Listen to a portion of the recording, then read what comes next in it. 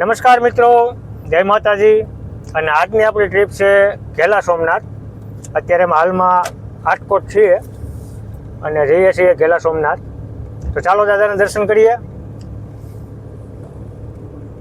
મારી સાથે છે અત્યારે ઋષિરાજ. હર હર મહાદેવ. મહાદેવ મહાદેવ. તો ચાલો ઘેલા સોમનાથ દાદાના દર્શન કરીએ અને બીજા પણ 2-3 સ્થળ લેવાના છે, તો ત્યાં પણ જઈએ.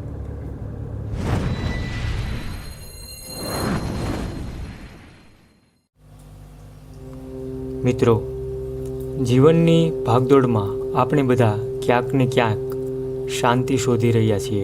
કોઈ ધનમાં શાંતિ શોધે છે, તો કોઈ સફળતામાં, તો કોઈ સંબંધોમાં. પરંતુ સાચી શાંતિ જે છે એ જ્યારે મન મહાદેવના ચરણોમાં અર્પિત થાય, સમર્પિત થાય ત્યારે મળે છે. ઘેલા સોમનાથની પવિત્ર ધરતી પર પહોંચતા જ એવો અનુભવ થાય છે જાણે મનના બધા જ પ્રશ્નો ધીરે ધીરે શાંત થઈ રહ્યા છે. અહીંની હવા, અહીંનો પ્રકૃતિનો નજારો, મહાદેવની દિવ્ય ઉપસ્થિતિ ભક્તના હૃદયને એક અલગ જ શક્તિ આપે છે.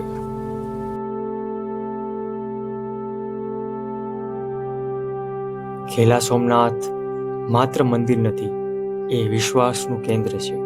એક એવી જગ્યા છે જ્યાં ભક્ત પોતાના દુઃખો લઈને આવે છે અને હળવા મનથી પાછો ફરે છે.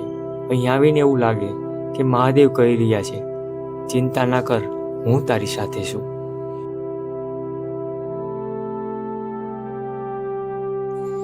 ઘણી વખત આપણે એવી ચિંતાઓ કરીએ છીએ જે આપણા હાથમાં જ નથી.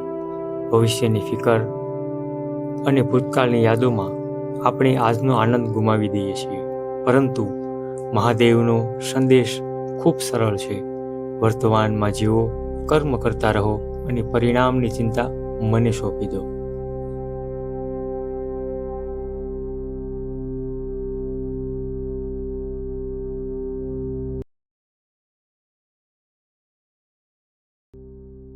મિત્રો, આ છે ગૌશાળા. આ જે દેખાય છે સામે એ છે ઘેલા સોમનાથ મંદિર ટ્રસ્ટ સંચાલિત ગૌશાળા. અને ગૌશાળા પણ છે.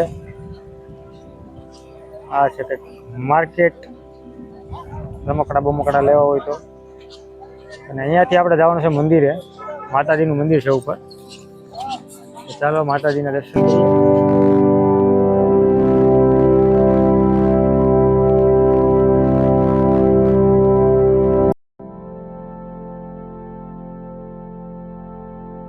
આ છે ઘેલા સોમનાથ મંદિર.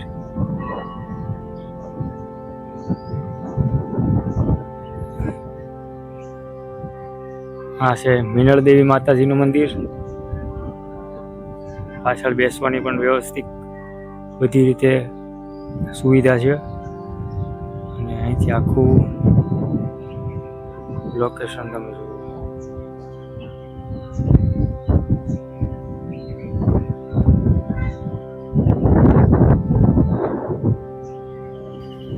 તો મિત્રો, આપણે આજે ઘેલા સોમનાથની વાત કરીએ. આ ઘેલા સોમનાથની લોકવાયકા એવું કહે છે કે સોમ પીપળિયા નામના ગામની બાજુમાં ઘેલો નામની નદી જે તે સમયે, અત્યારે તો નદી માત્ર ચોમાસામાં હોય છે, 12 મહિના નથી હોતી. પણ આગળના સમયમાં, પહેલાના સમયમાં આ નદી ઘેલો નદી તરીકે ઓળખાતી.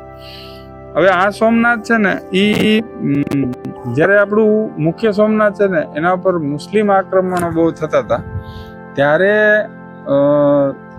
જે તે સમયના રાજપૂતોએ, રાજ પરિવારોએ એવું નક્કી કર્યું કે ભાઈ હવે આ આક્રમણ થાય તો આમાં આપણે સોમનાથ જ્યોતિર્લિંગને કોઈ તકલીફ નથી થવા દેવી. એટલે જ્યોતિર્લિંગને ત્યાંથી પાલખીમાં લઈ અને રાજકુમારી અને એની આરેના અમુક માણસો, જેમાંનો એક વાણિયો હતો, એનું નામ હતું ઘેલો. આ લોકો આટલી નાની ટુકડી સોમનાથના જ્યોતિર્લિંગને પાલખીમાં લઈને સોમનાથથી નીકળી અને 250 કિલોમીટર દૂર આ જસદણ તાલુકાના સોમપીપળિયા ગામની બાજુમાં આવેલ નદી, ઘેલો નદીના કાંઠે સુધી, ત્યાં સુધી પહોંચ્યા.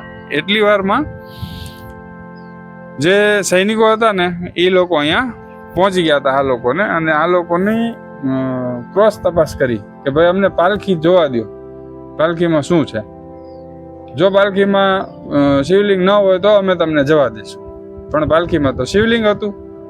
એટલે આ જગ્યા પર એવું લોકવાયકા છે કે ત્યારે એ સમયે બહુ ભયંકર યુદ્ધ થયેલું. એમાં અમુક લોકો, ઘણા બધા લોકો શહીદ થઈ ગયા હતા, જેમાં રાજપૂતો તો હતા જ હતા, બ્રાહ્મણો પણ હતા, ભરવાડ પણ હતા, અને આ ઘેલો નામનો વાણિયો પણ હતો, અને સાથે સાથે મીનળ દેવી પણ હતા. આ જે મંદિર આપણી પાછળ દેખાઈ રહ્યું છે એ મીનળ દેવીની સમાધિ છે. એટલે એ સોમનાથનું શિવલિંગ અહીંયા આવેલું ને, એટલે આ શિવલિંગને સોમનાથ કહેવામાં આવે છે. અને ઘેલો વાણિયો એની હારે હતો, અને પ્લસ ઘેલા નદીના કાંઠે આ બેસેલા છે મહાદેવ, એટલે એને ઘેલા સોમનાથ કહેવામાં આવે છે. આવી કંઈક લોકવાયકા છે. અત્યારે ઘેલા સોમનાથના મંદિરની અલગ અલગ પ્રવૃત્તિઓ ચાલી રહી છે, જેમાં નીચે એક ગૌશાળા છે, અને યાત્રાળુઓ માટે રહેવા જમવાની સુવિધા, અન્ન ક્ષેત્ર, બહુ સરસ આયોજન છે, સરસ મજાનું મંદિર છે. અને શહીદો માટે અત્યારે સ્મારક બની રહ્યા છે. પહેલાના સમયમાં ખાંભી અથવા તો પાળિયા કહેવાતા હતા, એવા પાળિયાઓ કાઢી અને હવે આ લોકો કંઈક રિનોવેશન કરી રહ્યા છે. બાકી અહીંયા મંદિરમાં એન્ટર થતાં જ તમને શહીદ સ્મારક આજે પણ જોવા મળે છે. એ વાતની સાક્ષી છે કે જે તે સમયે આ લોકો અહીંયા લડાઈ કરેલી હતી. તો આવું એક રમણીય સ્થળ છે, પરિવાર સાથે દર્શન કરવા યોગ્ય છે, કરવા લાયક છે. વેકેશનમાં આવવું જોઈએ પરિવાર સાથે, અને બાળકોને ખાસ કરીને આપણી આવનારી પેઢીને આ ઇતિહાસ જણાવવો ખૂબ જરૂરી છે, કે જેથી એ લોકોને પણ ખબર પડે કે આ સ્થળનું મહત્વ શું છે. તો આવીને આવી અવનવી માહિતી લઈ અને અમે તમારી સમક્ષ આવતા રહીશું. ચેનલને લાઈક, સબસ્ક્રાઈબ અને શેર કરજો. મિત્રો સાથે માહિતીનું આદાન પ્રદાન કરશો. નમસ્કાર. હર હર મહાદેવ.